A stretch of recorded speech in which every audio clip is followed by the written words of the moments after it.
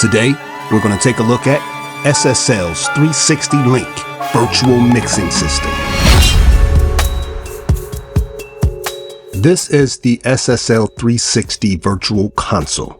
This is an application that is separate from your DAW, but it's also integrated. So each one of these represents a channel strip coming from your DAW.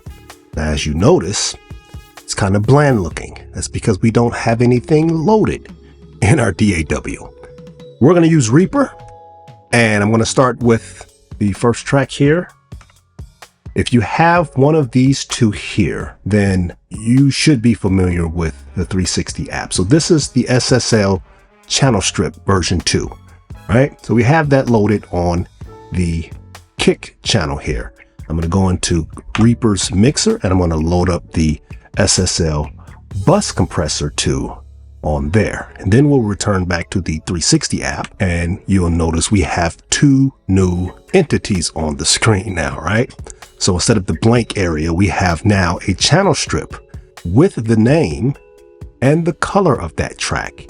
And then over here to the right, you'll see that there is a meter. This represents the bus meter. Now, right now we're in the overview look. So if we click here, you get two different zoom options. You get the default and the overview. So the overview kind of gives you everything in a much compact way so that you can see more stuff on the screen.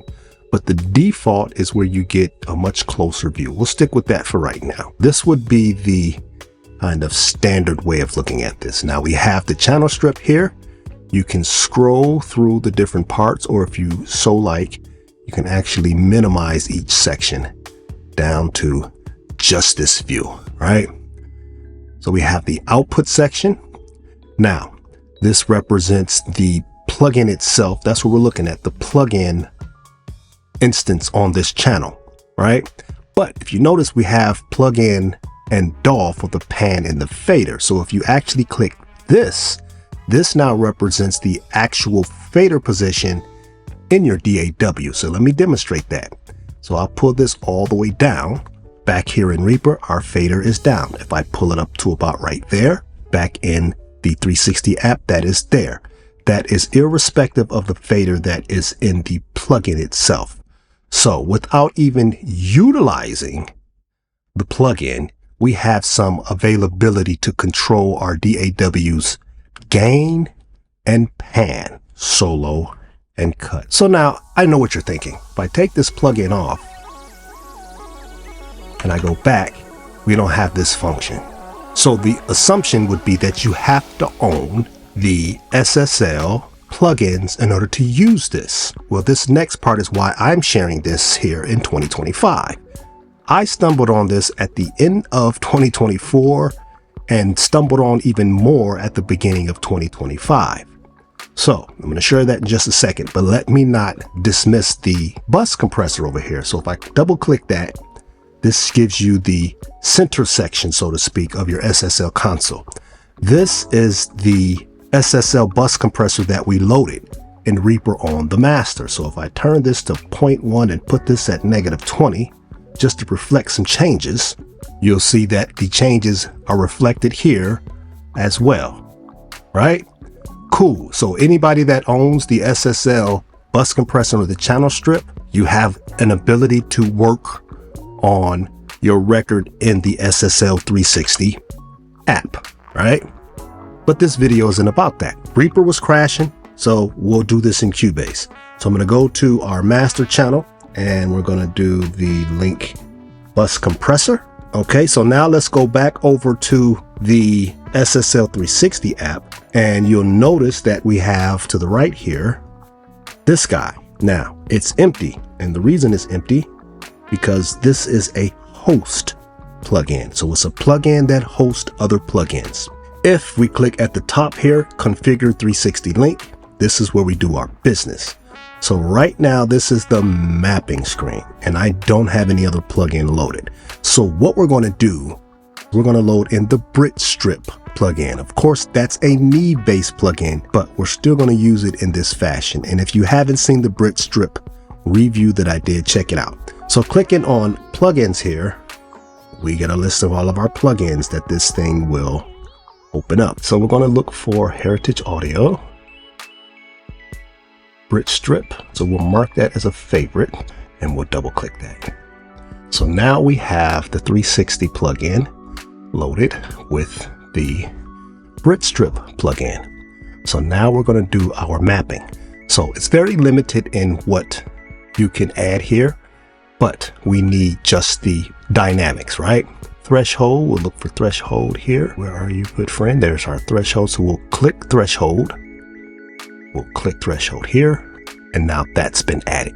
So now if we turn this knob, you'll notice over in the Bridge Strip plugin that it is reflecting the change for that, right?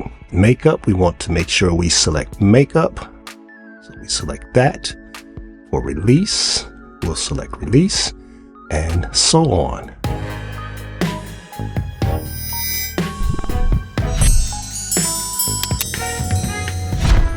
And there we go.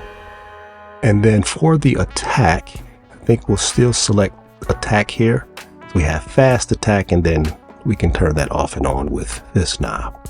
And that's all of the functions that we can add to the plugin. The bypass, I don't think that's necessary because we're simply using the bypass that comes built into the plugin itself.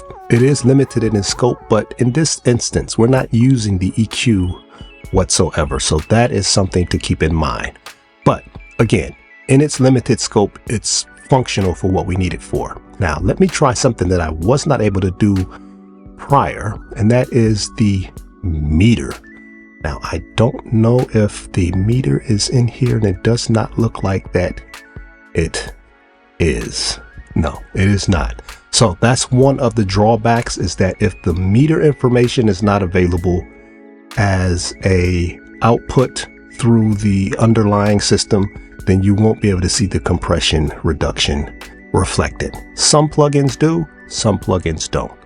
But that's it. That's how you assign. So it's very simple in its use. So now if we go back to the 360 link program, we now have all of those controls here mapped and ready to be used in the 360 program. However, what I didn't realize and what I stumbled on as a second part of this is that they created the same option for you for your channel strips.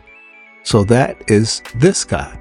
Now, you can use this in any kind of way that you want, but the best way, of course, would be a channel strip plugin. So we're going to go to configure link.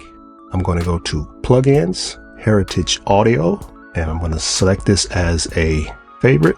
And here we go. We'll start with the mic preamp, straight up and down. That is off.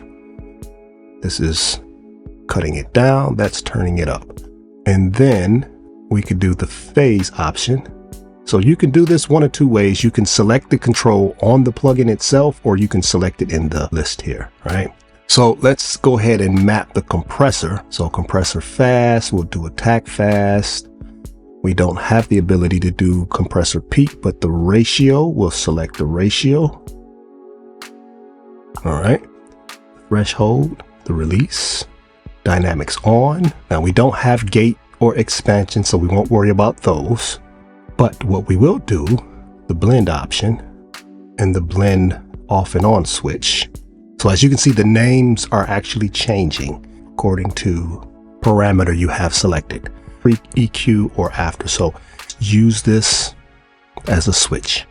Sidechain filter, might as well grab that. And actually, let's do it like this. I'm going to actually swap this one out and this one out.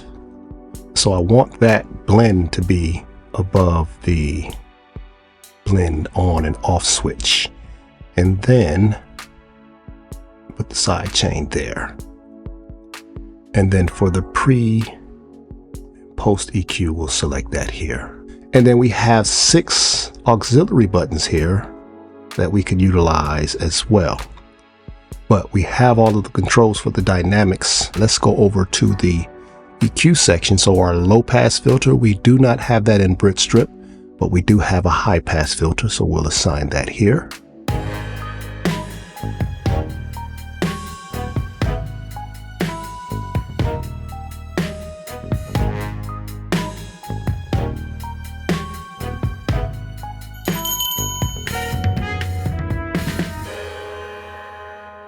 All right, so we have the entire plugin now mapped. Now I caught a couple of extras, one being the makeup gain. Forgot about that one. So we have that mapped.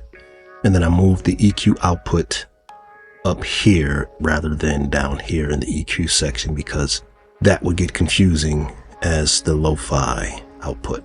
So now we'll return to the 360 program, and this is what we get. So to the left here, we can minimize any of the sections. At the very top, this lets you know which channel number that the plugin is assigned to. So in this case, this is channel number 2, because channel number 1 is the actual instrument that is feeding channel 2, 3, and 4, kick, snare, and hat. And it has a meter here for that channel. Next is the actual input section, and in our case, the output section for the plugin. So this is the preamp, this is the phase button, and we have our EQ output here. Next is our dynamic section, our fast attack button, ratio, threshold, release, our sidechain filter, reflecting the choices that we have there, our makeup gain. The blend knob is here, and we can turn that off and on here.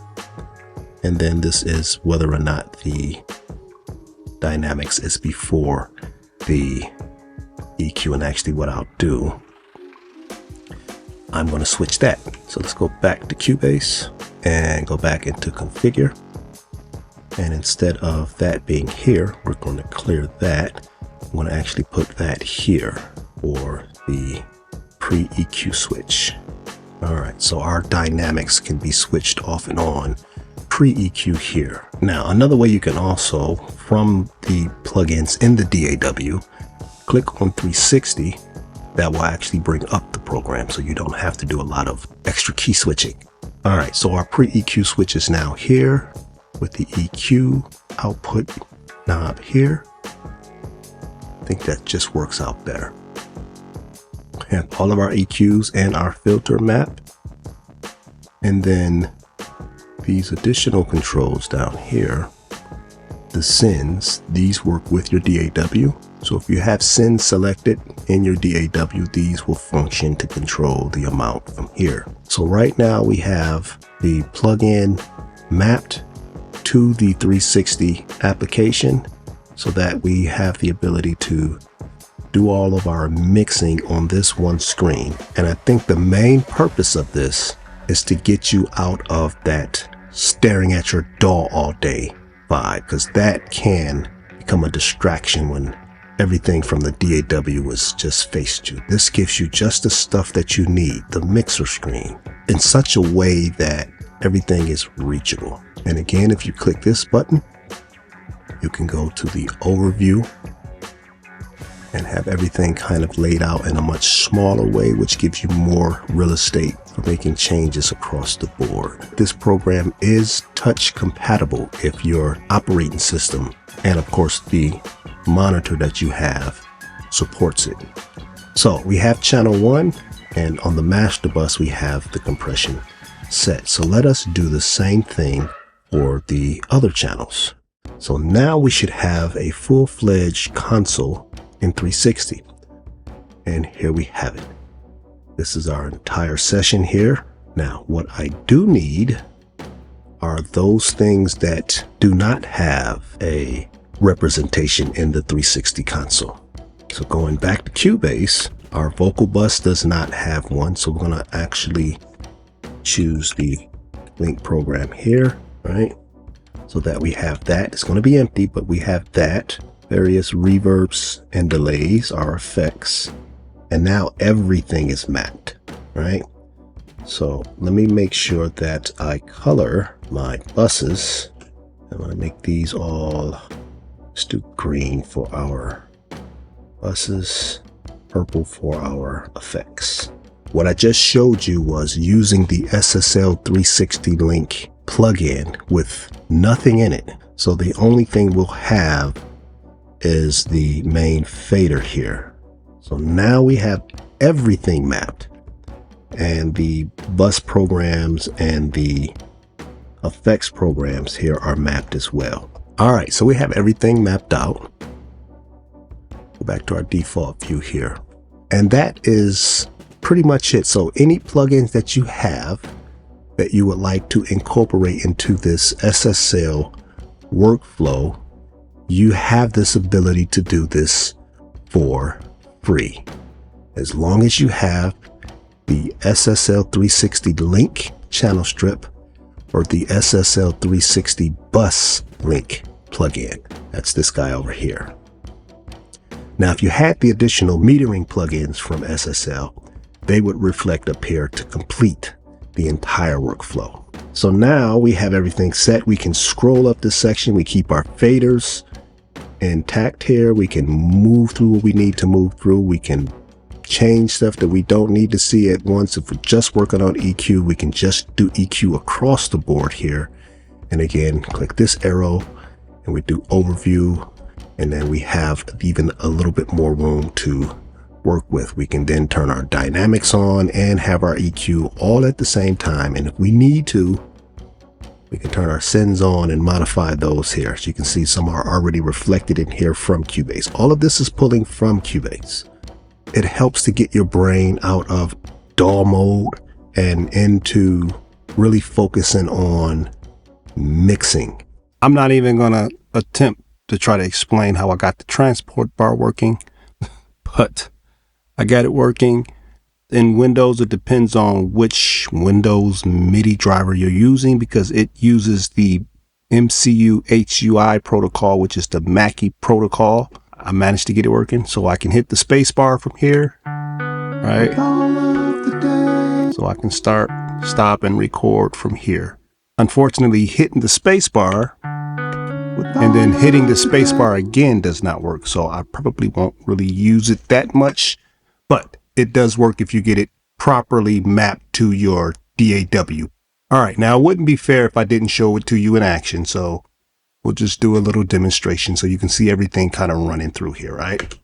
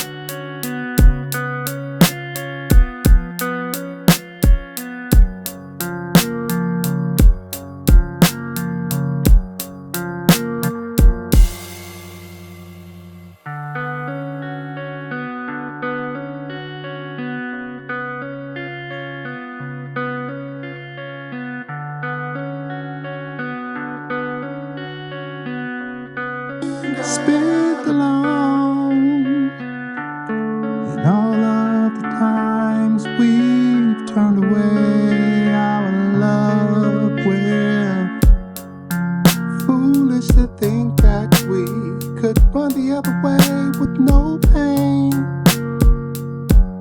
As soon as we think that we feel, then here comes the pouring rain.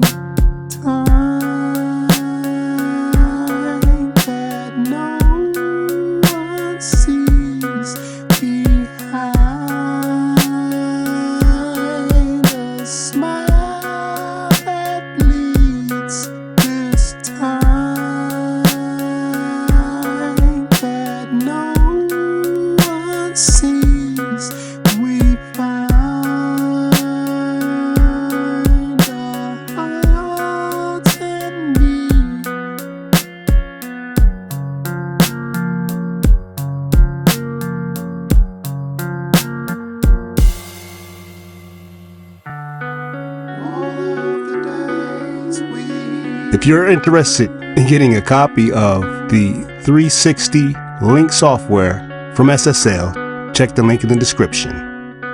Outside of that,